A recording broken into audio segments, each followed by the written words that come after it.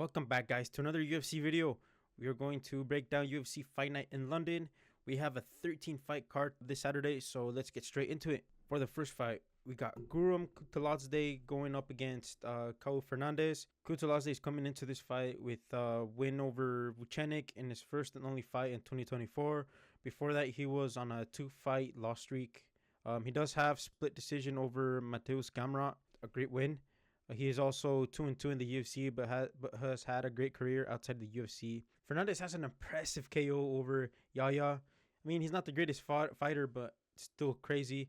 And he picked up 2 LFA wins before that as well, and they were both finishes. This is going to be an interesting fight. I just don't think Caio Fernandes has enough to beat Kutateladze. So I got Guram here, and I feel like it's going to go to decision. Sweet.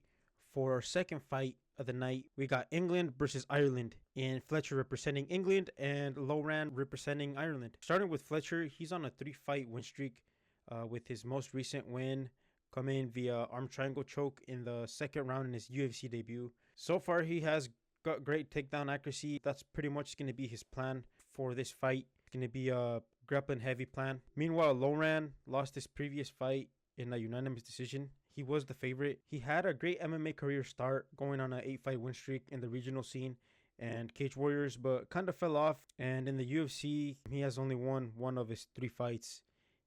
For this fight, I think I got Fletcher. He's just the better all-around fighter, I guess. And I feel like Fletcher will be able to sub Loran here. All right, cool. The next fight on the card will be Shauna Bannon going up against UFC's first Indian woman fighter in Pooja Tomar. We got Shauna Bannon from Ireland coming in with a recent win over Ardelean via split decision. On the other hand, Tomar is carrying a huge momentum with a 5-fight win streak. Her most recent fight was a controversial win over Dos Santos. This fight can go either way, to be honest. I just feel like it's going to go the distance, and Shauna Bannon is going to be able to pull a decision win here, just because I guess she has the more crowd advantage here. I don't see Tomar being able to upset Bannon here. So yeah, that's pretty much all I got for these ladies here. The fourth fight, we got Duncan versus Pulev. Let me tell you about Duncan. This guy's a dog. His only 2 losses have been to RoboCop Rodriguez and Armen Petrosian. Now, those guys are big unranked names, even though Armen didn't get re-signed and is out of the UFC right now. Still is not too bad of a loss. Duncan's last 2 fights that he won came by finish and had a dominant performance.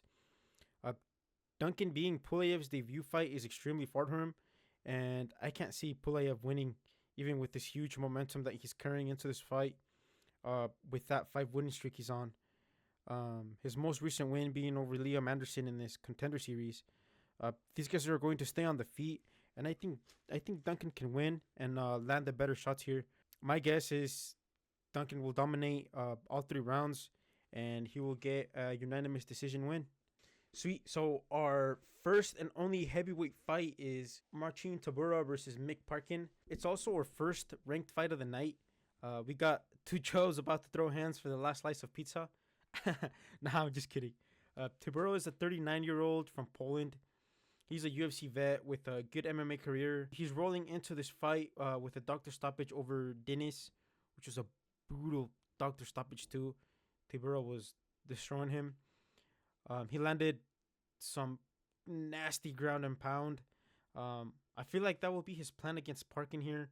Parkin, I feel like, will be the more patient fighter, will pick his shots better. He is coming to this fight undefeated, and with 4 UFC wins and 3 of them being by decision. His most recent finish was over Lucas Bresky. If the fight goes the distance, I think Parkin will have the upper hand, but my gut tells me to go with Tybura. And I think he will get a 2nd round KO win over Parkin here. So yeah, we'll see what happens. Okay, cool. Our second last fight of the prelims will be Loner Kavanagh versus Felipe Dos Santos. We got our second undefeated fighter of the card in Kavanagh. He is one of England's top prospects. He has great striking ability and is pretty fast. He has potential to be a top 15 flyweight fighter. Then on the opposite corner, we have Brazil's Felipe Dos Santos, who has lost 2 of his 3 UFC fights. I mean, in his defense, he lost to Andre Lima and Kopp, who are great flyweight fighters. In the regional scene, he was undefeated and has had a few submission finishes. I just don't think Santos will be able to get an upset over Kavanaugh here. The momentum that Kavanaugh is carrying into this fight and that home advantage, I think, will be more than enough to get him the victory. And I can see Kavanaugh getting a KO slash TKO win here in the second round. All right, and then for the featured fight of the prelims, it's Jai Herbert going up against Chris Padilla. Herbert has had a pretty inconsistent UFC career with his last three being 1-1-1. He's got the size and reach advantage over Padilla, but I don't think that will be enough. Padilla is on a 5-fight win streak with his most recent fights being 2 wins in the UFC via finishes. Pretty sure one was a doctor stoppage and the other one was a submission. I just don't see Herbert being able to defend Padilla's grappling game here. And if it stays on the feet, Herbert might have the edge on Padilla here, but I still think Padilla can pull a victory here. And I think it's going to be a submission late in the first round, probably early in the second round. My guess is probably the second round. So yeah, that's pretty much all I got for these guys. The main card opener is going to be Nathaniel Wood going up against Morgan Charrier. We got Wood, who is coming off a decision win over Pineda, where he beat him pretty decisively. His last 7 fights have gone all to decision, with winning 5 of those. Charrier, on the other hand, is also coming in with a win. However, he was on a tear going on a 4-fight win streak before eventually bumping into Chepe Mariscal to pick up his only loss in his last 6 fights. I see Charrier coming up on top and getting a win here.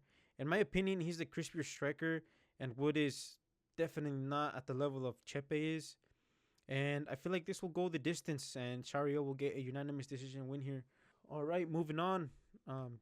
Jordan Buchenik versus Chris Duncan. We got Buchenik here who's a big prospect. He has had a great career outside of the UFC, especially in Cage Warriors, where he went 9-1. He did lose his UFC debut to Garam, but to be fair, it was on a week short notice, I think, and he didn't have his full training camp. But yeah, so I think this will be his bounce back fight. He does have a little bit more experience in the UFC now after going 3 rounds with Garam, and he has a full training camp now. His opponent is Chris Duncan. His previous fight was a submission win over Balaji Oki, who was on a 9-fight win streak. Duncan has had more UFC experience and will make this a fight harder for Vucenic. However, I think Vucenic can get a win here.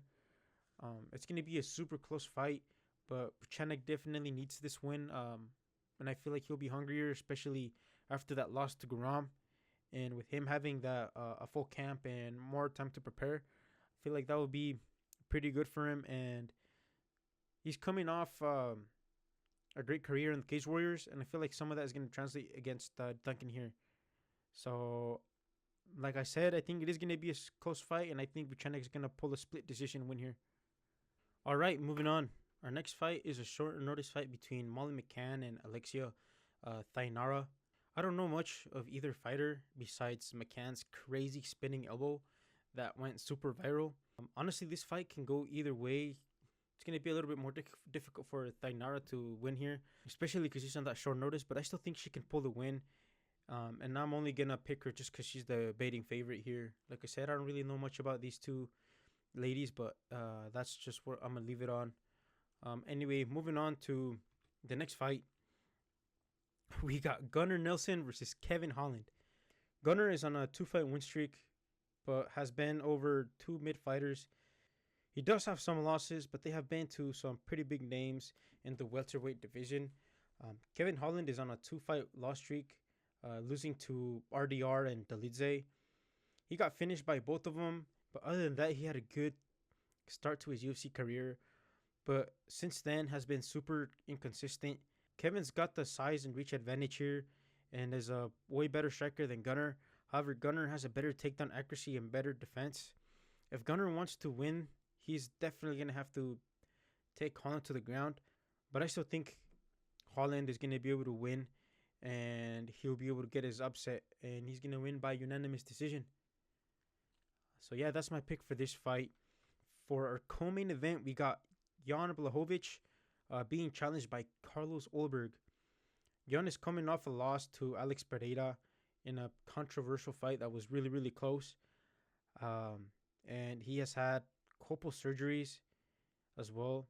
And he's 42 years old. um, Carlos Orberg is on a 7 fight win streak and is looking to get his biggest win of his career.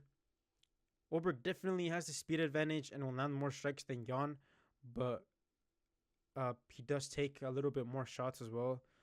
But I don't think Jan is going to be able to stop Orberg from continuing his great run in the UFC. I got Orberg winning by unanimous decision. I just feel like Blachowicz, is getting there in age. He's coming off a loss, a couple surgeries, and I feel like all that is gonna add up. And then on the other side, we got and it's hard a bit against Jan, especially how good he is and how dangerous he is. But I think Goldberg's just gonna be too much, and Goldberg's gonna continue with his winning streak.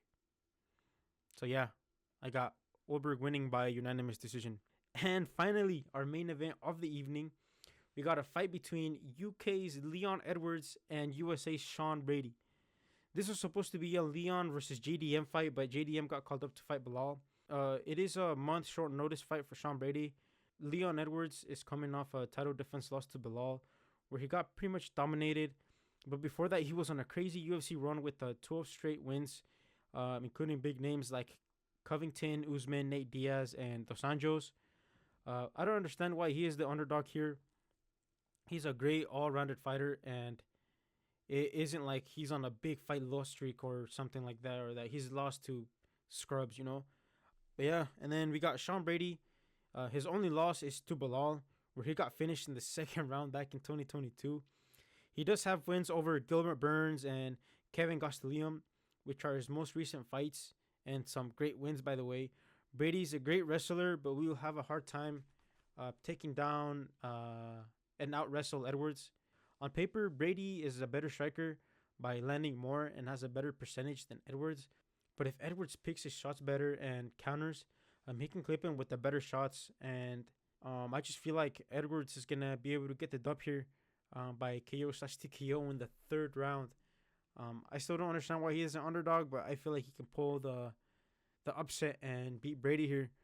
So yeah, that concludes all of our picks for Fight Night in London. Hope you guys enjoyed the video, and we will see you guys in the next one. Adios.